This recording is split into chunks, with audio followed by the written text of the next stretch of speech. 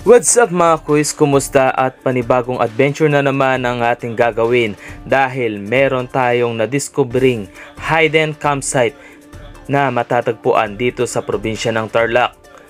Ngayon, samahan nyo ako na puntahan ang Green Hills Campsite dito sa Barangay San Nicolas, Bamban, Tarlac.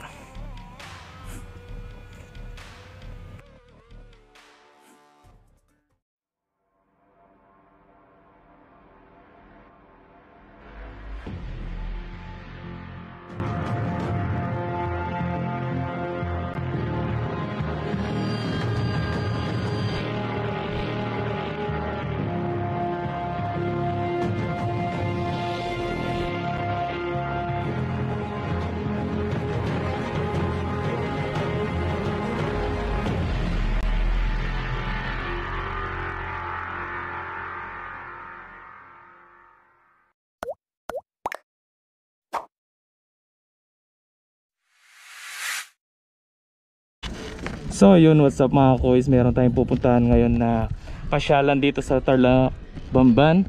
So ayan yung mga makakasama natin, yan sina Sir William Suarez, sina Ma'am Beth Suarez, sina Sir C at sina Ma'am Jane.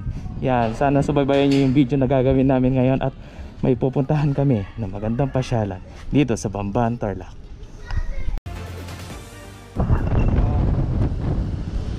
Eto, nandito na tayo.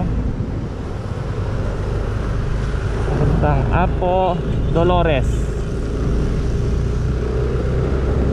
So yan mga kuys, medyo matirik lang yung dadaanan niya dito sa Apo Dolores.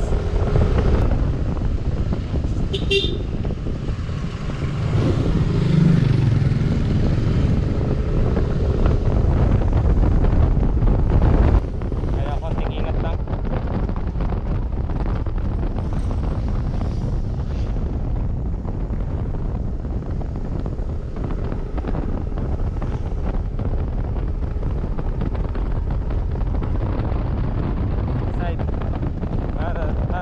Paradise this side.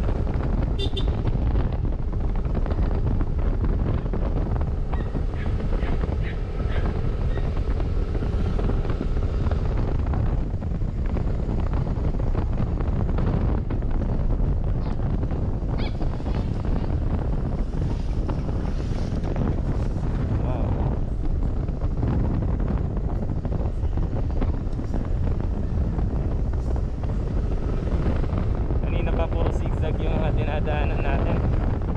So ayan, halos paahon yung yung takbo natin. Pero kaya natin yan. Ano to? Hangar Private Resort EJ Atom.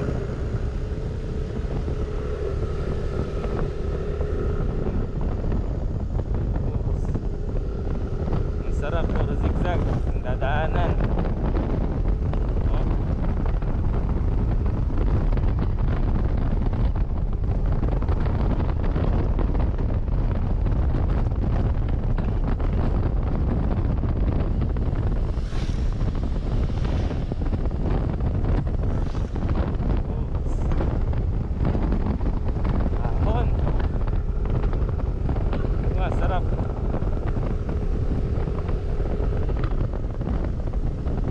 Sarap, biglang pahon.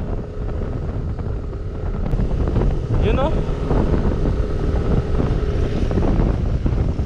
Sana to Kainan Resort.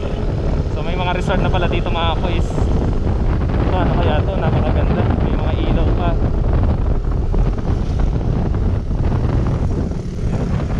Ginagawa pa lang siya. So wala pang nakalagay na pangalan. Pero pasyalan din yan sigurado.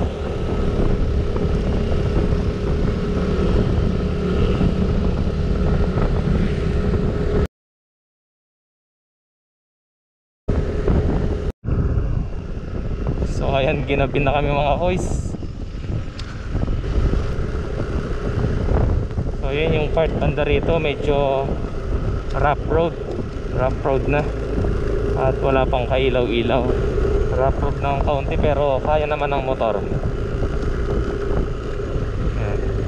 Ano na lang, ingat na lang sa pagmamaneho kung sakali.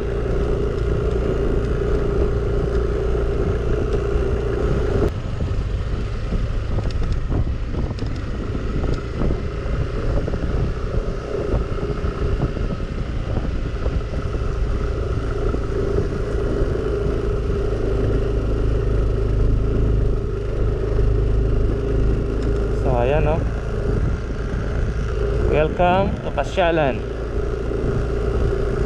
Wow, ang ganda. Yan, sayang di lang natin nadatnan yung ano, yung sunset. Pero maganda.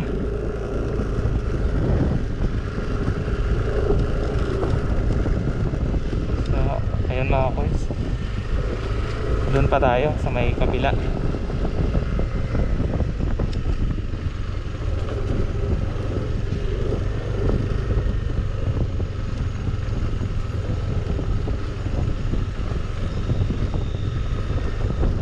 Yun. So ayan, nadatnan man tayo ng gabi pero andito na tayo. Yan o, ang ganda.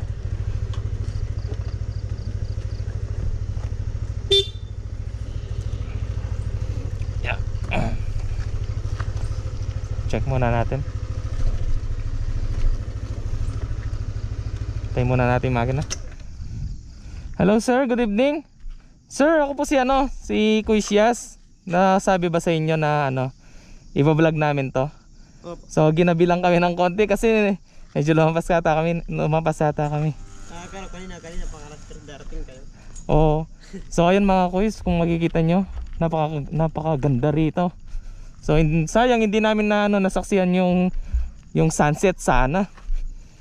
Kasi ginabi nga kami. So ayan. Ang ganda.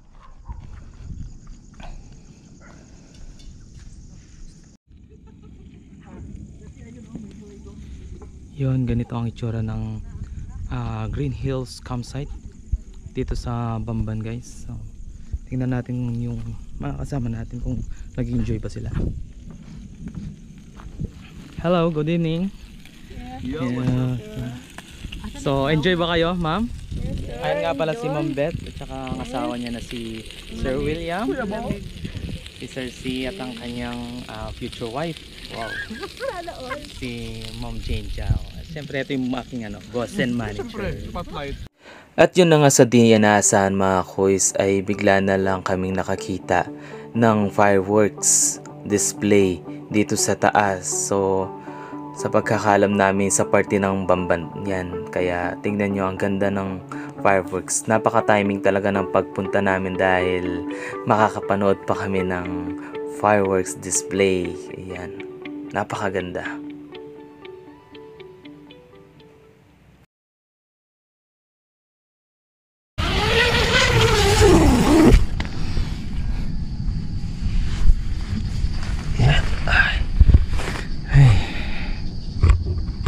Good morning mga kuys. Good morning mga kuys. Halos kakagising ko lang.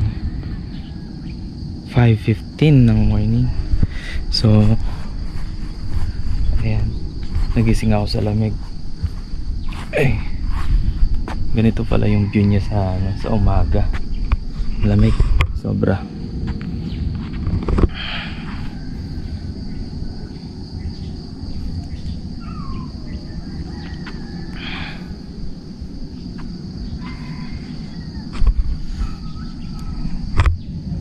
Ayan. Eh, baba muna tayo. Gusto ko minum ng tubig. Oops. Ay.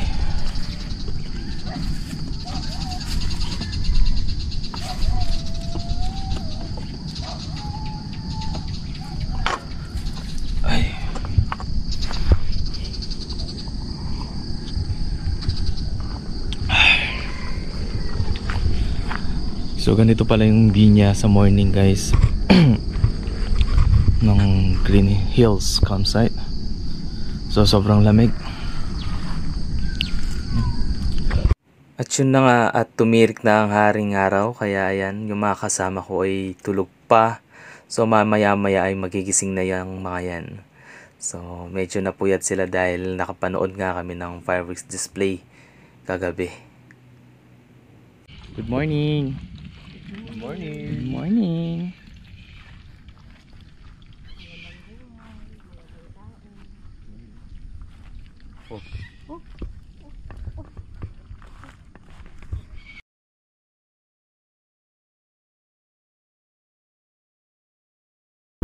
So ayan, good morning mga kuys. Nandito nga pala ako sa isang hidden na campsite na hindi pa siya masyadong popular. Kaya nagpursige ako na puntahan yung campsite na to dahil nababalitaan ko ay maganda daw. So eto nga pala si Sir Salom, siya yung caretaker na makakasama natin para i-explain kung ano yung mga service nila na nandito sa campsite na to. So sir, saan mo ako pwedeng dalhin na So ito, pupunta daw kami dito sa tinatawag nila na, ano tawag ninyo dito sir? Gazebo. Gazebo ang tawag dito. So sige sir.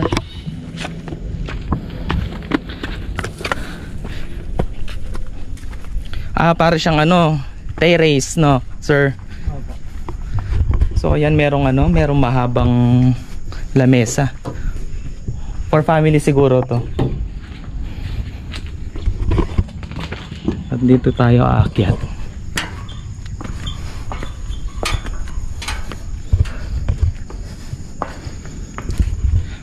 So yun, dito pala sa tinatawag nila na gazebo. So dito pwedeng dito mag-viewing, tama? So kung halimbawa ako ayokong mag overnight. So pwede ako mag-viewing dito. Pwede. So mga magkano kaya yung pwede kong bayaran kung magbo-viewing lang ako? View lang po. 30 lang ba? 30 per lang po. Per person. So ayun, guys, sa mga gustong mag-viewing dito, tig 30 pesos lang per person. Makikita mo na yung view dito. Sa tingin ko, ito kasing view dito, makikita mo yung Bamban, tama? Dito bandang Mabalacat na yan eh. Yan dyan. Tapos yung bundok ng Arayat, tama? So ayan. So sir, kasi may napansin ako na parang meron tayong pwedeng pag-picturean doon. So pupuntahan natin. Sige. So ayan, sinasamahan tayo ni Kuya Salom.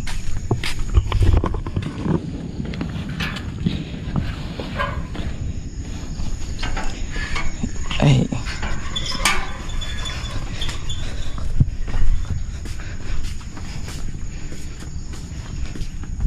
So ayan, dito pa lang kasi guys makikita nyo na yung view, pero bababa kami ni Kuya Salom. So dito pala sir, pwedeng magpicture dito. Dito po. So ito pala yung mga ino-offer nila. So Green Hills Campsite, meditation area, then may secret garden sila, bamboo bridge. So yung bamboo bridge sa baba pa siguro yon. May mga tables and chairs. So ayan, meron ng yung mga kasama ko. Then creek, then comfort room, camping ground, then bonfire. So tara, bababa tayo.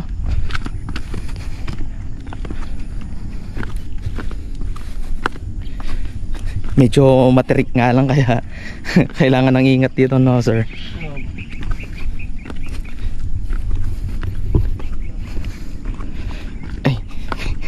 Medyo nakakatakot lang yung pagbaba, kaya pagbababa kayo dito konting ingat na lang.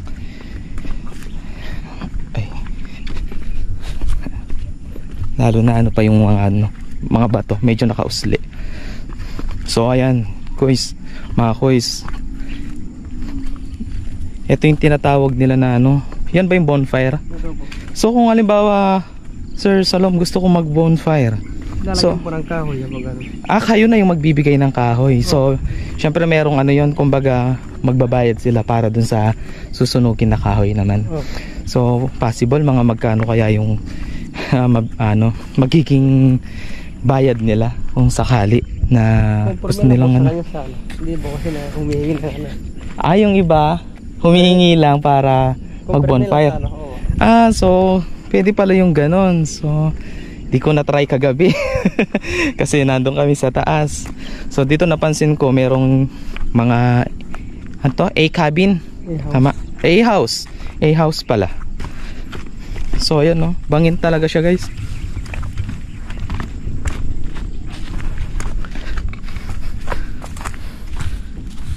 So nakasarado lang.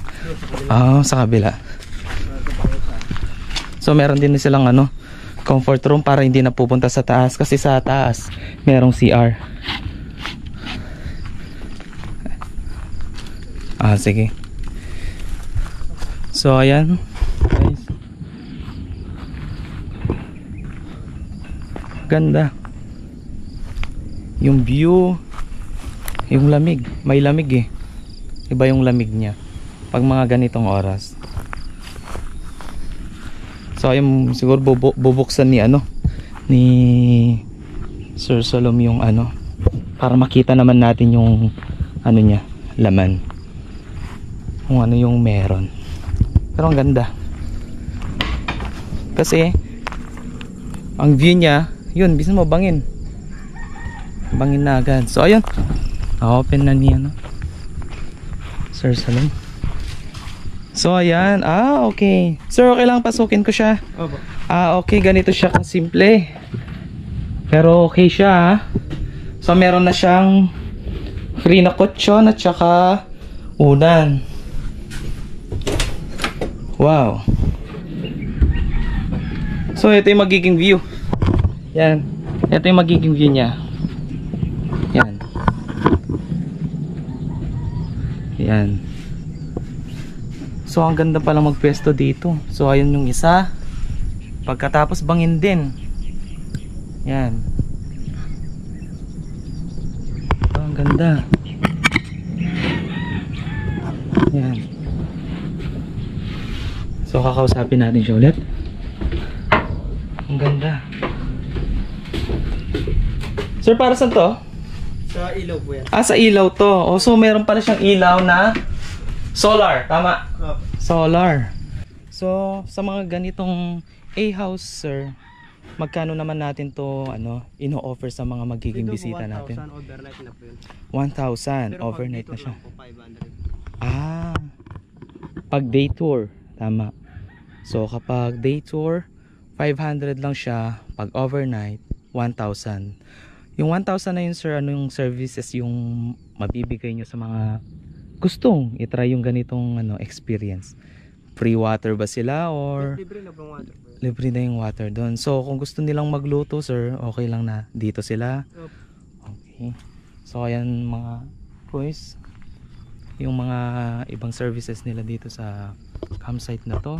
So may bonfire, may A-house, may comfort room na hindi mo na kailangang umakyat doon para lang mag CR. So eto, dito tayo, sir.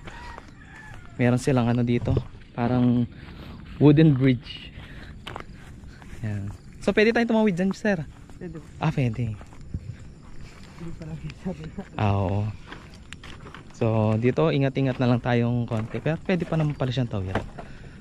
Yan. So meron pa tayong pababa. So may yun nga yung bamboo bridge.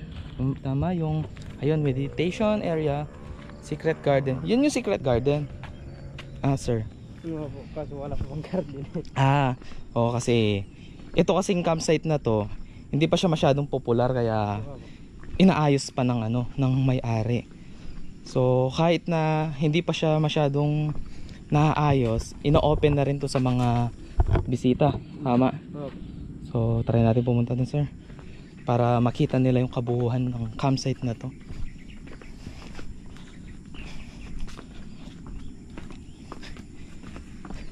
So ayan.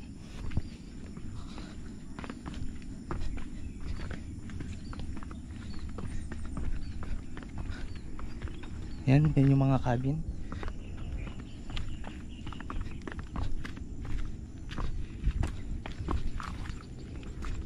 So yan, para siyang meron siyang cross. Yan. Pwedeng pagtambayan. So hanggang dito lang siya, sir. Nandito lang. Hanggang dito lang yung area niya. So ito, magiging garden to soon kapag naayos na. Yan. So ito guys, yung mga makikita dito sa baba ng Green Hills campsite. So yun, nakita natin yung mga A-house na may comfort room at bonfire area. Meron din silang bamboo bridge na tinatawag, at dito yung meditation area nila. So medyo kung titingnan nyo guys, magmula doon is bangin talaga siya. Ang ganda nga nung pagkakagawa niya kasi tingnan nyo naman, meron siyang parang ano doon, parang area talaga na inoccupy nila para pwedeng pagtambayan. So tingnan natin yung banda doon sa taas kung saan nilalagay yung mga tent, at saka may mga stone table and chair. So ayan, sana itong lugar na to is mapasyalan nyo rin. Iba kasi yung experience dito eh. Ako kagabi na-experience ko yung sobrang lamig, kahit na kaninang umaga na paggising ko nilalamig na ako. Tapos iba pa yung view pag gabi, medyo parang bagyo yung dating niya kasi maraming ilaw. Ay, hihingalin ka nga lang kapag pagpaakyat ka kasi masyado siyang paahon. Ay. So ayan, naakyat kami.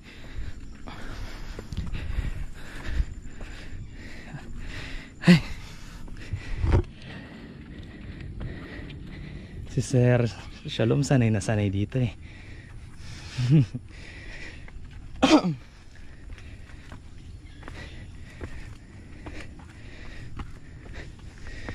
So ayan o, yung mga kasama ko.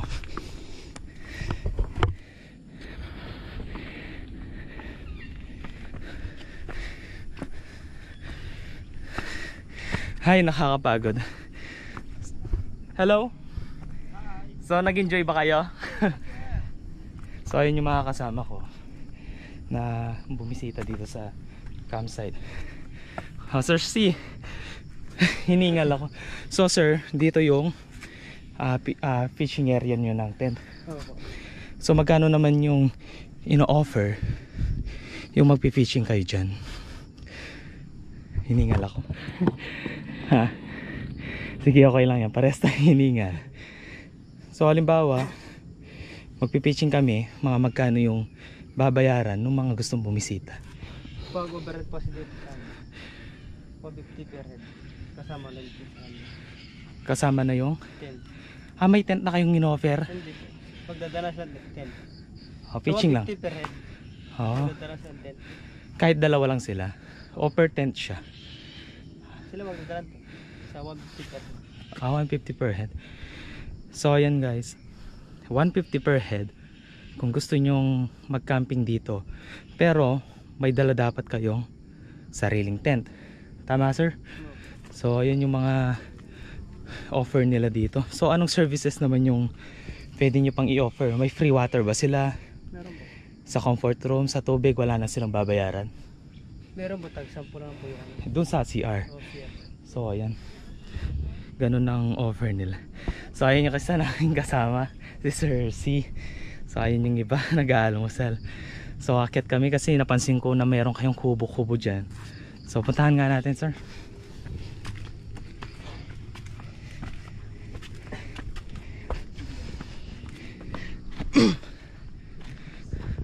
So ito sir, yung mga kubo nyo dito, magkano yung ino-offer yan sa Ayan po, mga 500. bisita? Etong isa na to, siguro sa mga papasyal lang to sigurado no. Opo. Kumbaga yung mga pagkain gamit nila nandyan. So ito 500, ito gaya dito 500 din. 500. Ito, Ito. 1,000 din po yan. Ito 1,000 kahit na overnight Opo. kasi may kwarto siya. So ito guys 1,000 1,000 na may kwarto, tapos meron siyang solar, tama, pero libre na rin yung sa water nila. Opo. Sa kumbaga nag-aaral may libre sa tubig. Pero nag-o-offer din kayo ng water dito na pwedeng inumin. Opo. Kumbaga extra service na lang yon na babayaran nila sa inyo if gusto nilang mag-order ng water. Opo. Sabi nila po ako pag bibili sa loob. Okay. So sabihan nyo lang si Sir Shalom kung gusto nyong magpabili ng water. So ayun, dito tayo sir. So napagod ako sa pag-ikot sa campsite na to kasi bukod sa sobrang pababa na. Pag aakyat ka matarik talaga siya. So ayan, kasama ko si Sir Shalom at pinasyal niya ako dito sa Green Hills campsite na to. Yan. Yan. Tahimik. Napakaganda. So ayan. Si Sir Shalom natin, isa siyang katutubong Aita na naatasan na maging caretaker dito para pangalagaan yung campsite na to. So I wish guys na sana hindi lang ako yung maka-experience ng moment na to. Sana mapasyalan nyo yung yung lugar na to, yung campsite na to. Sana mas lalo pa nating pasikatin yung campsite na to. So ayan, by the way sir, thank you so much. Kuya Siyas nga pala. So ayan, this is my road history vlog.